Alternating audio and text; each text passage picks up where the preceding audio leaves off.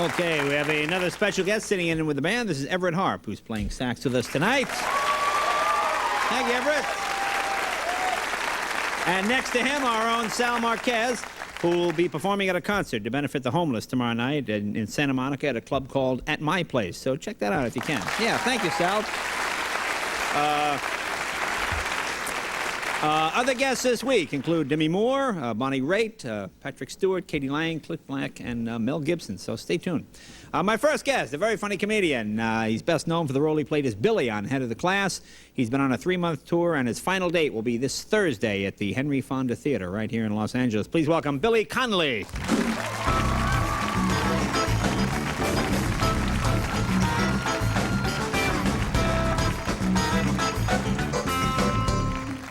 Good to see. You know, I've been trying to reach you by phone. They said, well, let me call him up. I want to ask them to come on the show. I can't get through. I'm trying to track you down here. It's impossible to get me. I live just above here, actually, on the top of the hill. Yeah? I look down on this place, but we all do. Yeah. Yeah, I've lived there for a while, but we do that. We're remodeling, I think they call it. Remodeling? It's an American thing. You buy a house and then you pull it down and make it different for reasons best known to Americans. I really don't get it. They don't do that? I think men buy a house that they want to live in. Right? It seems a normal, logical thing to do. Right. You look at the house and say, oh, I'd like to live in this, and you buy it. But women, my wife, they see something else. I think when you go to buy a house, you should borrow your wife's eyes or something.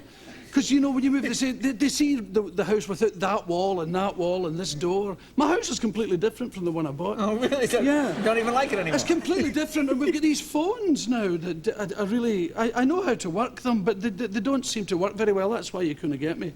We've changed all the telephone lines. There's an earthquake, has made the place all different. We live in a town that has earthquakes. I can't believe it. So it's a strange place to live. I've come here to live, and I really don't understand. My wife wonders if we should buy a gun. A gun? Yeah, you know, there's all this violence and stuff. I just wonder why we live here at all. Oh, I see. Well, the weather. Well, the weather's fine. Yeah. Weather's nice. Yeah. It's a nice town. It's a nice jolly town. It's a nice place. It's just a very odd place. Yeah. And a gun. Your wife is thinking of getting a gun. Yeah, no, she was wondering if we should buy a gun. You know, she said, well, everybody we know is buying a gun. Should we get one? You don't want to be left, in case there's a fight, it'd be a shame if your wife was left out. You know. Absolutely. Comes home and... I said, well, I was in a place once and a man fired a gun at me and I didn't like it at all.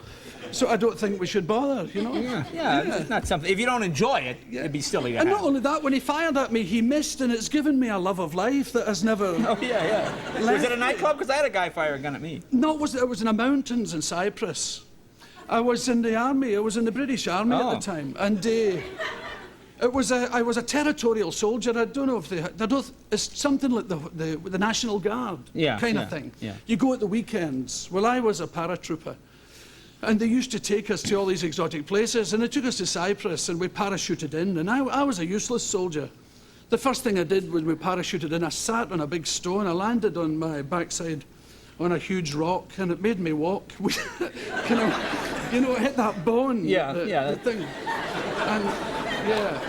Do you know that bone in your backside? I think we're all familiar with the bone. You don't have to show us your bone if that's what you're talking about. I'm sure it's...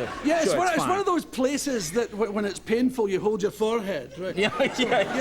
It's like hemorrhoid sufferers go, oh, the pain.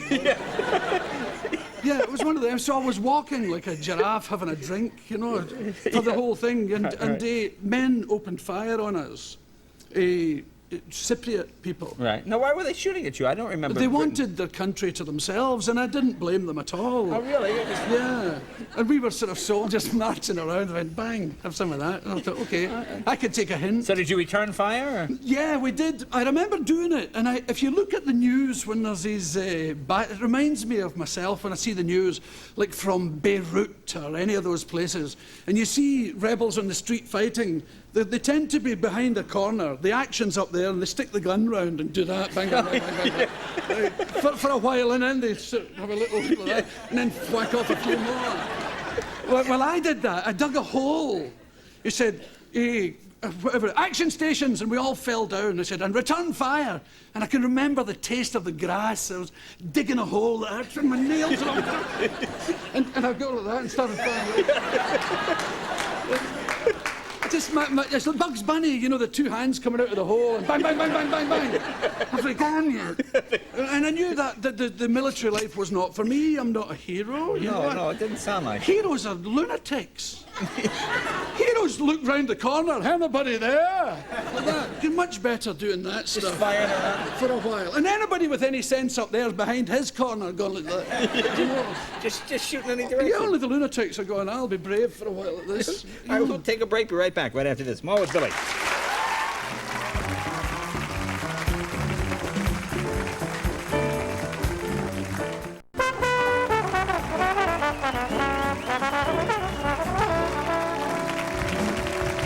Welcome back. We're talking with Billy Connolly. Now, tell us what's going on with the royal family here. Now, you're probably a little more in touch with I them. don't know. I know them. I know them very loosely. I know some of the younger ones. But I don't know anything about their lives or, you know, where they sleep or who with or anything like that. Right. But the whole thing's in disarray. Right, you know, in as much as when you read the press and magazines and all, they're saying, is this the end? Is this the other? But the Americans don't really understand the British attitude. You see, Britain's a weird place. It's the strangest place compared to America. For instance, an American girl said to me once, it was in Chicago, or it was at Boston. She said, you know, this town is steeped in history, she said. There's a building down there, and it's 200 years old. And I said, really? And she said, sometimes I just touch it, and I can feel history charging up my arm. I said, oh, yeah. And she said, do you have 200-year-old buildings in Scotland? I said, we've got new buildings 200 years old. I tell you, I told her, there's a town in Scotland called Newbridge. And it's called Newbridge because they built a new bridge there in the 12th century. And people are still driving over the old one. So, when we come to think of the royal family, it's a long-term thing, right? Now, in history, if you've ever read about the royal family, if you don't like them, you kill them all. And you get yourself another one. Usually, another royal family comes in and kills them and takes all the stuff, yeah. Moves in, right? We've had this royal family, people say that they're weird because some of them are having an affair with this person. Or the thing that's really upsetting them is that Fergie has an American boyfriend. Oh, yeah. Yeah, I mean, if he was a British guy, they wouldn't be quite so upset. Say, an American? You know, oh, yeah. You know, the upper class have this ability to move their entire face and keep their skull still. Right? An American? From Texas? Oh, my God! Aren't they the ones that go, yee-haw? So that's the way it's... But these are the best royal family we've... What was that? It was me, a paperclip. Somebody tried to shoot us there. You know, you're a little nervous living here in America. Right. This is the best royal family. We've had some real... This is the best one? This is the best? The best one we've ever had. Bonnie Prince Charlie was a gay Italian midget. Right. I didn't know that. Now, yeah. And now in Scotland, he's a big hero, and that's okay. You see him in all the shortbread tins. Yeah. You know. Shortbread. Yeah. That actual size. Yeah. Right? Oh, he was a very small man, so he arrived and rode about on a Shetland pony, while all these hairy Scottish people, because Scottish people got a lot of hair. Yeah. Most Scotsmen, you know, of that time, the 17th century, had hair growing out their eyes, hair growing out their ears. Those kind of people that look as if they've been eating a bear and left its ass hanging out. You know, right. And they rode Clydesdale horses. The Clydesdales? With 6 feet across the back, riding it like this. Testicles like frisbees, he's made. Hair like that.